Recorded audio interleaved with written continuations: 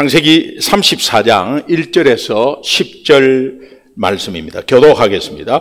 레아가 야곱에게 낳은 딸 디나가 그 땅의 딸들을 보러 나갔더니 허위 족속 중 하물의 아들 그 땅의 추장 세겜이 그를 보고 끌어들여 강간하여 욕되게 하고 그 마음이 깊이 야곱의 딸 디나에게 연연하며 그 소녀를 사랑하여 그의 마음을 말로 위로하고 그의 아버지 하몰에게 청하여 이르되 이 소녀를 내 아내로 얻게 하여 주소서 하였더라. 야곱이 그 딸 디나를 그가 더럽혔다 함을 들었으나 자기의 아들들이 들에서 목축함으로 그들이 돌아오기까지 잠잠하였고 세겜의 아버지 하몰은 야곱에게 말하러 왔으며 야곱의 아들들은 들에서 이를 듣고 돌아와서 그들 모두가 근심하고 심히 노하였으니 이는 세겜이 야곱의 딸을 강간하여 이스라엘에게 부끄러운 일 곧 행하지 못할 일을 행하였음이더라.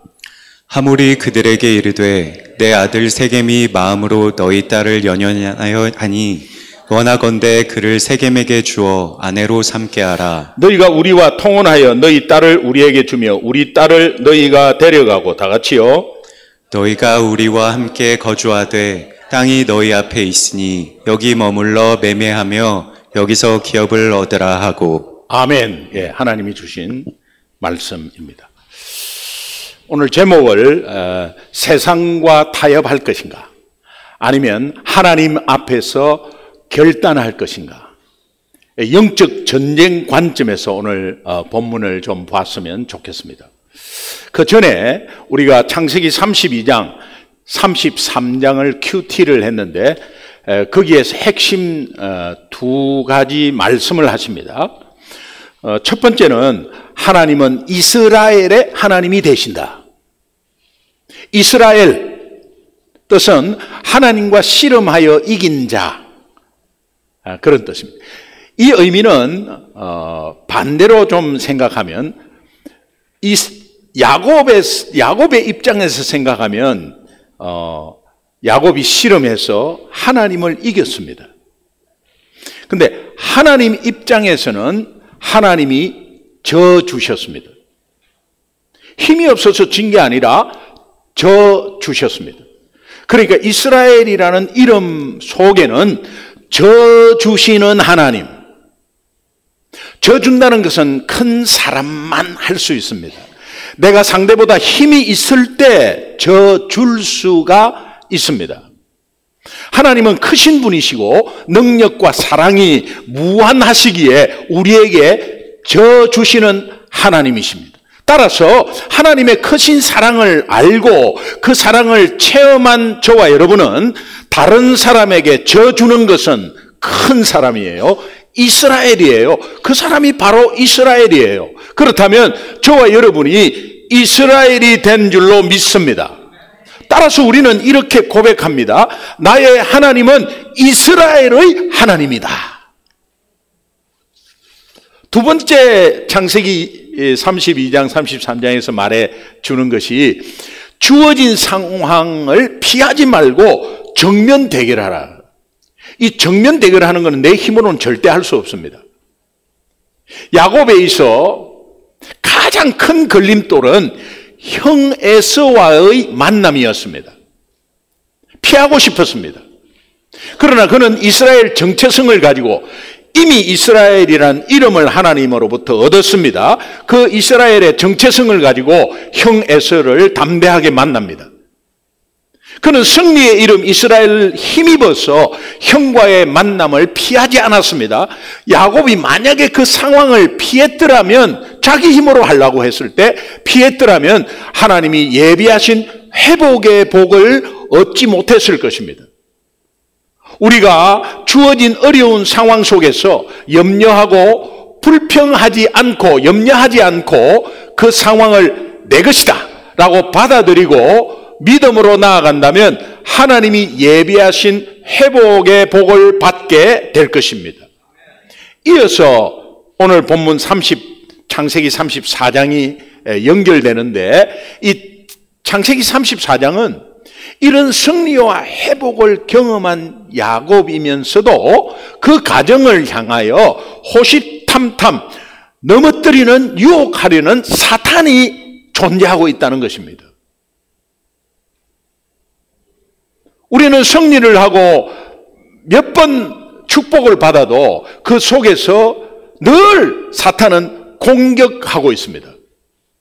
영적 전쟁의 관점에서 오늘 이 본문을 보기를 원하는데, 우리는 날마다 사탄의 존재와 공격을 인식하고 그 인식이 되면 예수 아니면 안 된다는 확신이 서게 돼요.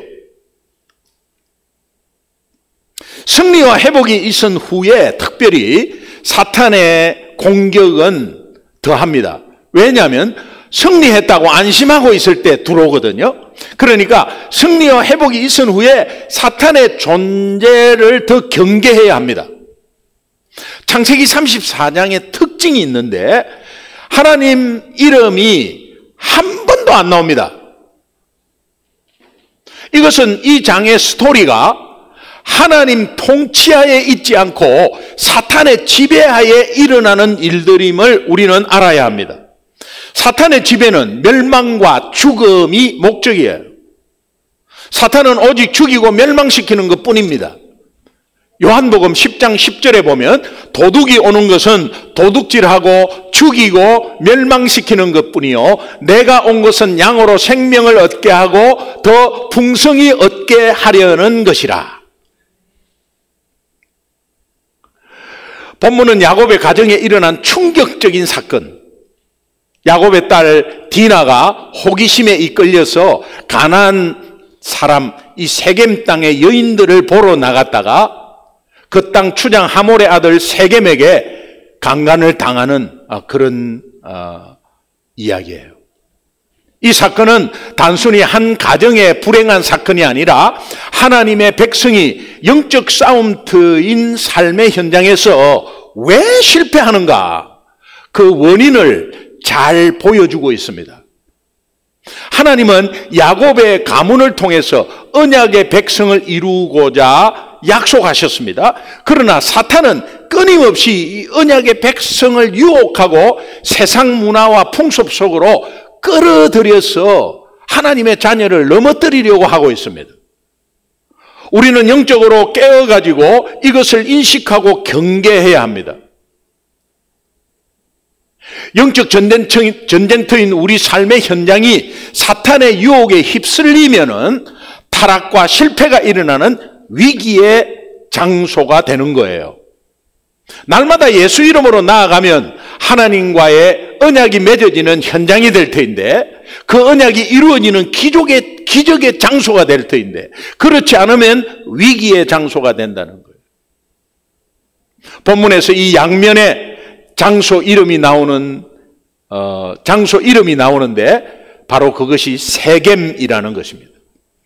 먼저 우리는 이 세겜의 의미를, 세겜이라는 이름이 가지고 있는 영적 의미가 무엇인지를 좀 알아봤으면 좋겠어요. 이 세겜이라는 영적 의미는 첫 번째는 불순종과 순종의 갈림길입니다. 신명기 11장 29절 함께 읽겠습니다. 같이 읽습니다. 시작. 너를 인도하여 들이실 때에 너는 그리심 산에서 축복을 선포하고 에발산에서 저주를 선포하라. 세겜은 에발산과 그리심산 사이에 위치하고 있습니다. 이 의미는 에발산의 상징은 불순종과 저주의 상징입니다. 그리고 그리심산의 상징은 순종과 축복의 상징이에요. 그러니까 불순종과 순종의 갈림길, 저주와 축복의 갈림길이 있는 곳이 세겜입니다. 우리 삶의 현장 아니겠습니까? 영적 전쟁터인 우리 삶의 현장이 그리심산과 에발산 사이, 다시 말하면 세겜이라는 거예요. 나의 현실이 곧 세겜이라는 겁니다. 두 번째 의미는 가나안 땅, 약속의 땅 가나안 땅의 입성, 가나안 입성의 출발지입니다. 이곳이 창세기 12장 6절, 7절 함께 한번 읽겠습니다. 같이 읽습니다. 시작. 아브라함이 그 땅을 지나 세겜 땅 모래 상수리 나무에 이르니 그때 가나안 사람이 그 땅에 거주하였더라. 여호와께서 아브라함에게 나타나 이르시되 내가 이 땅을 네 자손에게 주리라 하신지라. 자기에게 나타나신 여호와께 그가 그곳에서 제단을 쌓고. 아브라함이 가나안에 들어와서 처음으로 하나님께 제단을 쌓은 곳입니다. 그리고 하나님이 내가 이 땅을 네 자손에게 주리라고 약속하신 가나안 땅의 출발점입니다. 따라서 세겜은 하나님의 언약이 처음으로 선포되고 예배가 처음으로 드려진 믿음의 출발지입니다. 여러분과 저는 아마 다 이런 출발지가 있었을 거예요. 세 번째 세겜의 의미는 야곱이 제단을 세운 곳이기도 하지만 동시에 위기가 발생한 곳이기도 합니다. 창세기 33장 18절, 19절, 20절 우리 함께 읽겠습니다. 같이 읽습니다. 시작.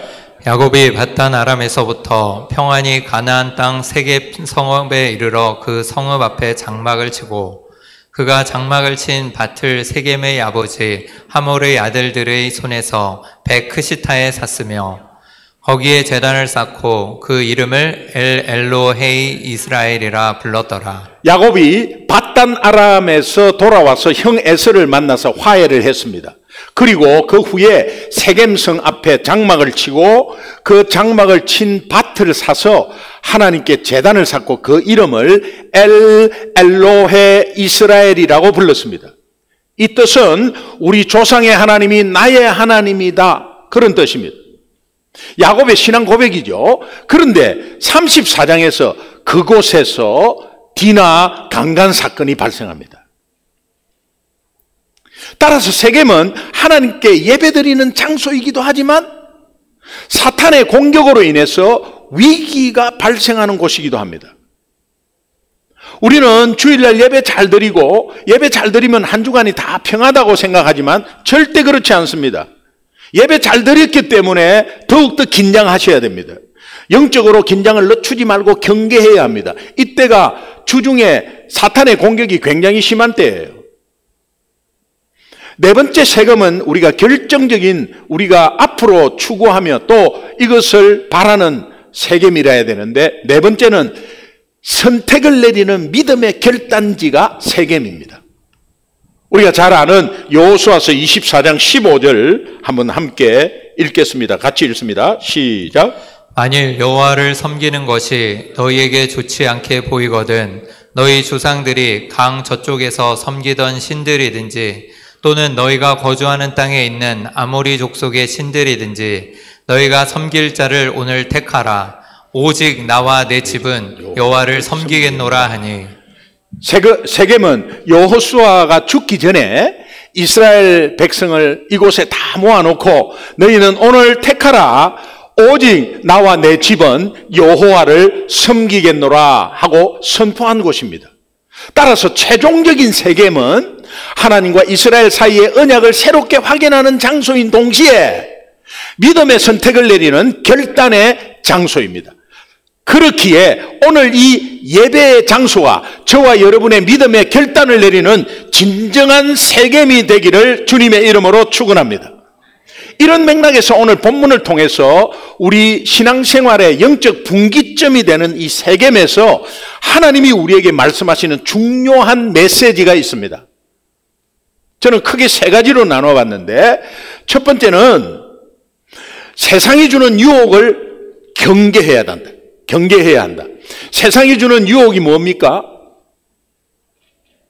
믿지 않는 친구들, 믿지 않는 이웃이 말하는 것, 그 다음에 SNS를 통해서 막 쏟아져 나오는 것들, 이 유혹입니다. 세상이 주는 유혹을 경계해야 합니다. 오늘 본문 말씀에 1절에 보면 레아가 야곱에게 낳은 딸 디나가 그 땅의 딸들을 보러 나갔다. 이 시점에서 야곱에게는 아들이 11명이 있습니다. 그리고 외동딸 1명이 있습니다. 얼마나 귀한 딸이겠어요? 이때 디나의 나이가 10대 중반이에요. 15살, 14살, 15살 정도 되는 거예요. 한참 호기심이 많을 때예요. 디나도 낯선 땅의 여자들과 그들이 가지고 있는 여러 가지 풍습에 대해서 호기심이 있었습니다. 그래서 나들이를 나가기 위해서 항상 기웃거렸어요. 디나의 입장에서 보면은 호기심이었지만 영적으로 보면 사탄의 유혹입니다. 당시 결혼하지 않는 여인이 보호자 없이 외출한다는 것은 자신을 완전히 위험에 노출시키는 엄청난 어리석은 짓이었습니다. 이것이 문제의 발단이고 이것이 문제의 시작이 된 것입니다. 성경은 단출한 외출이 아니라 세상의 화려한 유혹에 넘어간, 사탄에 넘어간 외출로 묘사합니다. 이 사탄의 전략에 넘어간 것입니다. 창세기 오늘 본문 2절에 보니까 히위 족속 중 하몰의 아들 그 땅의 추장 세겜이 그를 보고 끌어들여 강간하여 욕되게 하고, 그 땅의 추장 세겜이 디나를 강간해서 욕되게 했다. 당시 여인의 정조는 생명이었습니다. 이것이 개인의 수치인 동시에 집안의 수치였고 모욕이었습니다. 오늘날 우리 청년들과 우리 다음 세대가 악한 영의 유혹에 넘어가서 세상 문화에 무분별하게 노출될 때 믿음을 잃어버리고 몸과 마음에 상처를 입는 경우가 굉장히 많습니다.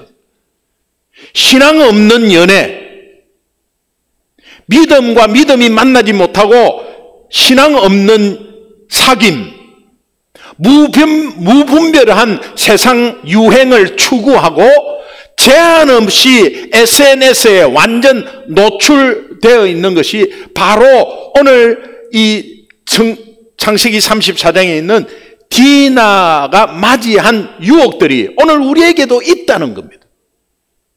이 사건의 핵심 교훈은 하나님의 백성이 영적으로 무장하지 않고 무방비 상태에 있으면 나도 모르게 사탄의 유혹에 넘어가서 결국은 영육간 상처와 수치를 당하게 된다는 거예요. 두 번째 이 본문에서 말씀하는 것이 무엇이냐니까 세상이 요구하는 타협의 본질은 하나님 자녀를 넘어뜨리게 하는 유혹이라는 것을 기억해야 합니다. 세상은 타협합니다, 우리에게. 창세기 오늘 본문 5절 함께 한번 읽겠습니다. 같이 34장 5절 시작.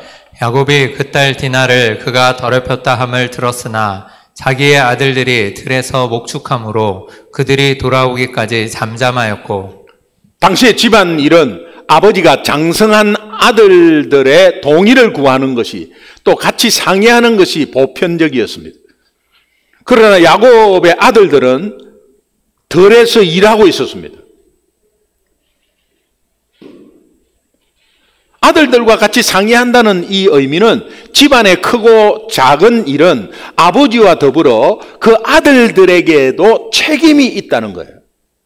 이제 그런 의미입니다. 그런데 야곱이 여기에서 잠잠하였고, 이 잠잠하였고가 의미가 뭐냐니까 이 표현이 자신의 마음을 의도적으로 제한하는 겁니다.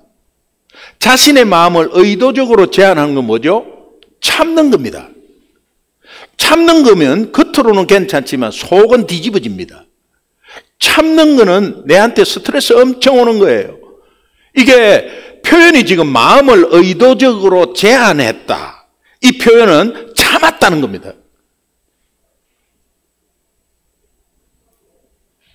입은 닫고 있었지만 속은 뒤집어지는 거예요. 우리 선교사 재충전 수련회 자원봉사하면서 14개 봉사팀이 있습니다. 그 14개 봉사팀이 같은 교인이 아니고 1년에 한 번씩 모이는 봉사팀이에요. 그 자원봉사자들 첫 모임에 제가 2가지 기도를 부탁했습니다. 입 다무는 은혜, 눈 감는 은혜.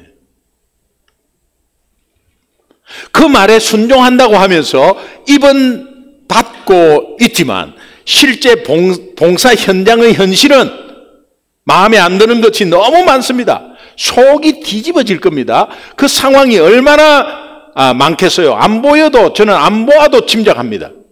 그런데 중요한 것은 놓치고 있는 것이 하나가 있습니다. 그럴 때 가장 먼저 해야 될 것은 답답함이 보이고 마음에 안 드는 것이 보일 때 입 다물고 있다는 이 의미는 뭐냐? 하나님 앞에 기도하라는 것입니다. 하나님 앞에 기도하고 지혜를 구하는 것이 중요합니다. 왜? 답답한 상황 속에서도 변함없이 역사하시는 하나님의 섭리가 그 속에서 선하게 작동하고 있기 때문입니다. 지난 화요일 아침에 딸이 월요일 날 왔는데 지난 화요일 아침에 내연 집사가 큐티하다가 저에게 아빠 이럴 때 야곱이 잠잠할 수 있는 것 아닌가요? 잠잠할 수 있는 것이지. 그렇지 잠잠할 수 있지. 그런데 큐티 질문을 보니까 디나가 강간당하는데 침묵하고 있는 야곱이 아주 잘못된 것처럼 표현하고 있던데요. 저는 이해가 잘 안 갑니다. 잠잠할 수도 있는 거죠. 여러분 기독교인이 무슨 불이익을 당했을 때 잠잠할 수 있는 거죠. 그리고 문제가 있을 때 잠잠하는 것은 그건 당연한 것인데 잠잠함을 지금 잘못했다고 막 질문해서 그렇게 하는데 그거 이해가 잘 안 간다고. 본문에서 야곱이 아들이 돌아오기까지 잠잠하였다는 것은 그럴 수 있습니다.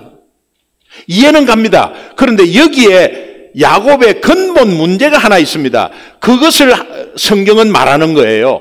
야곱은 문제의 해답을 위해서 먼저 하나님을 바라보지 않았다는 거예요.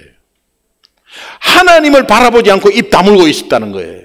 하나님을 바라보면 하나님께 기도하고 토로하고 지혜를 구했어야 했습니다. 그러나 그는 그것을 하지 않았습니다. 야곱이 잠잠하였고라는 것을 잘못한 걸 지적한 것은 바로 그것을 지적하는 겁니다. 창세기 34장 오늘 6절 그 다음에 8절 9절 10절 함께 읽어보겠습니다. 같이 읽습니다. 시작. 세겜의 아버지 하몰은 야곱에게 말하러 왔으며 하몰이 그들에게 이르되 내 아들 세겜이 마음으로 너희 딸을 연연하여 하니 원하건대 그를 세겜에게 주어 아내로 삼게 하라. 너희가 우리와 통혼하여 너희 딸을 우리에게 주며 우리 딸을 너희가 데려가고 너희가 우리와 함께 거주하되 땅이 너희 앞에 있으니 여기 머물러 매매하며 거기서 기업을 얻으라 하고. 하몰이 야곱을 만나러 옵니다. 이 사건에 대해서 풀려고 야곱을 만나러 온 이 이유가 두 가지가 있는데 첫 번째는 아들 세겜이 디나에게 불미스러운 일을 했지 않습니까? 그것을 사랑으로 포장해가지고 결혼으로 무마하려는 의도가 있었습니다. 두 번째는 야곱과 그들의 가정에 보유한 상당한 재산, 이 가축과 재산을 욕심을 부렸습니다. 창세기 34장 23절 앞부분에 보면은 그들의 가축과 재산과 그들의 모든 짐승이 우리의 소유가 되지 않겠느냐 이런 탐욕이 있었습니다. 그러면서 타협안을 제안합니다. 타협안이 바로 9절 10절인데 9절 10절 한 번만 더 다시 읽겠습니다. 같이 읽습니다. 시작. 너희가 우리와 통혼하여 너희 딸을 우리에게 주며 우리 딸을 너희가 데려가고 너희가 우리와 함께 거주하되 땅이 너희 앞에 있으니 여기 머물러 매매하며 여기서 기업을 얻으라 하고. 하몰과 세겜은 디나를 욕보인 문제를 사랑과 결혼으로 포장하려 하지만 사실 그들의 속내는 하나님의 언약 백성을 가나안 문화 속으로 흡수하려는 계획이었어요. 통혼하자. 우리 여자들도 가져가고 서로 통혼하자. 함께 살자. 재산을 나누자. 그들의 제안은 매우 매력적이었습니다. 그러나 그 본질은 하나님의 백성의 정체성을 무너뜨리는 타협안이었어요. 이것이 곧 사탄의 계략입니다. 악한 영의 지배를 받고 있는 세상은 우리에게 이런 달콤한 제안을 합니다. 조금만 타협하면 이루어지지 않겠냐. 그리고 좋은 게 좋은 것이지. 너희도 좋고 우리도 좋고 뭐 함께 잘 지내보자. 시대가 바뀌었는데 자꾸 세상 방식이 안 맞다고 하지 말고 거기 한번 맞춰봐. 그러나 그 속에는 우리의 거룩을 무너뜨리려는 사탄의 유혹이 숨어 있다는 것입니다. 꼭 기억합시다. 우리가 세상으로부터 인정을 받기 위해서, 세상과 타협하기 위해서 진리를 양보하는 순간, 다시 말하면 복음을 놓치는 순간, 다시 말하면 예수 이름의 능력을 잊어버리는 순간 우리의 정체성은 온데간데 없이 사라지고 세상 가치관에 휩쓸려서 무기력하게 무너지게 됩니다. 이것이 사탄의 전략입니다. 오늘 본문이 말씀하는 또 세 번째 마지막 음성은 뭐니 해도 하나님의 백성은 거룩을 꼭 지켜야 돼요. 거룩이라는 것은 세상 사람들과의 구별을 의미하죠. 7절 함께 읽겠습니다. 같이 7절 읽어보겠습니다. 같이 시작.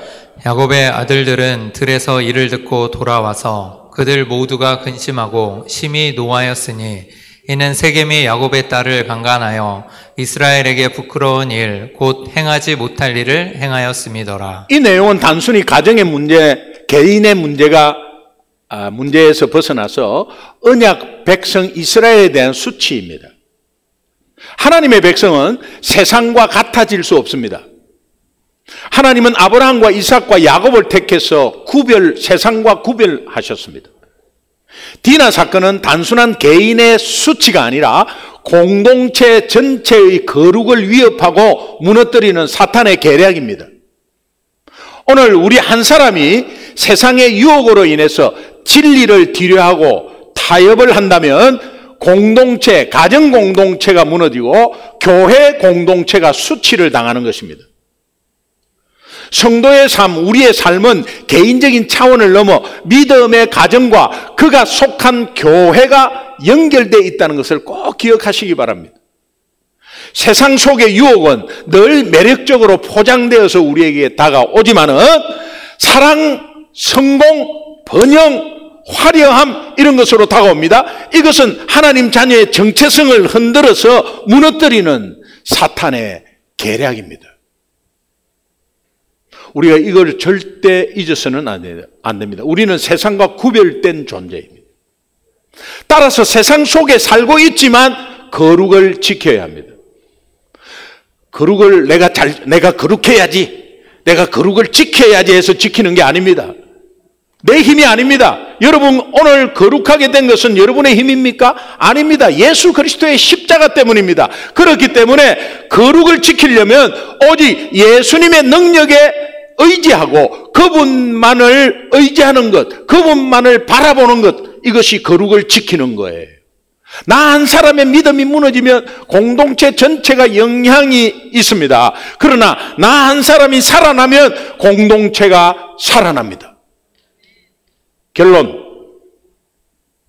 디나가 무심코 세상 속으로 나아간 것이 공동체에 얼마나 큰 악영향을 가져왔는가. 우리 창세기 35장을 보면 34장부터 다 살인 나고 난리 납니다.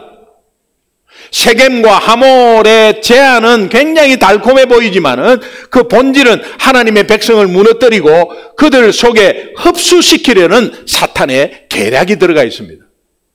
우리의 삶에도 사탄의 유혹과 위기가 수시로 시시때때로 찾아옵니다. 그때마다 우리는 세상과 타협할 것이 아니나 하나님 앞에 결단을 해야 합니다. 진정한 세겜은 여기에 있습니다. 여러분, 예수 이름 불러야 해요. 이것이 영적으로 항상 깨어 있어서 사탄의 계략을 이기는 예수 믿는 이스라엘이에요. 거룩을 지켜야 된다. 어떻게 지켜요? 예수 이름을 부르면 돼요. 몽골 선교사님이 예수 이름의 능력이 이렇게 큰지를 이제야 알았다. 선교사님이 왜 모르겠어요? 그러나 머리로만 알고 있고 실제로 적용을 못한 거예요.